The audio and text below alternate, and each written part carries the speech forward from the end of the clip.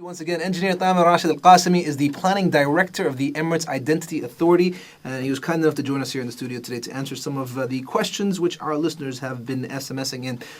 Once again, we just want to go over the main point, I think, about the big confusion about the deadline extension, and we have confirmed that there's no extension to the deadline. It's December the 31st, 2008. Yes, for the professional expats as well as the nationals, as well as the residents that are working for the government agencies. Where can you actually get a list of all the locations that we want to go to?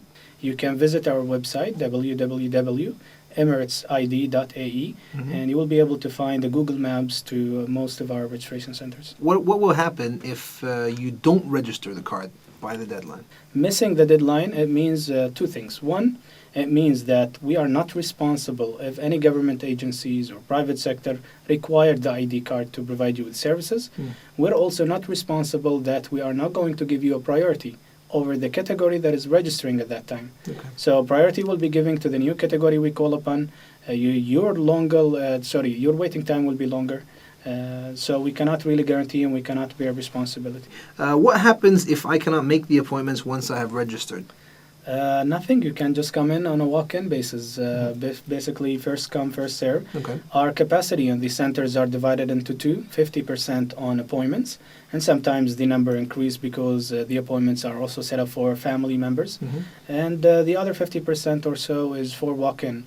And so if you don't get a chance to have an appointment because it was utilized by many people very early since we have launched it, and now you can just basically depend on the walk-in. Are there any exemptions, for example, from free zone employees? No.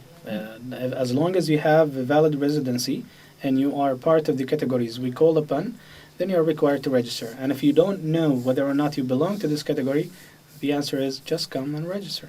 There's a mistake on my registration with the details. How can I get it changed once I have already registered? If it's on the pre-registration, then once you come in front of the clerk or the operator in our centers, you can just point this information out and it's editable and changeable. How does the card affect a person's business as far as his employees are concerned? First of all, as an employee, having the ID card, it means that you can provide information that are accurate about yourself.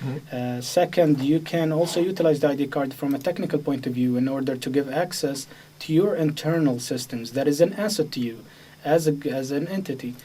To these employees, making sure that the right employee get access to the right informations depending on the technologies within the ID card.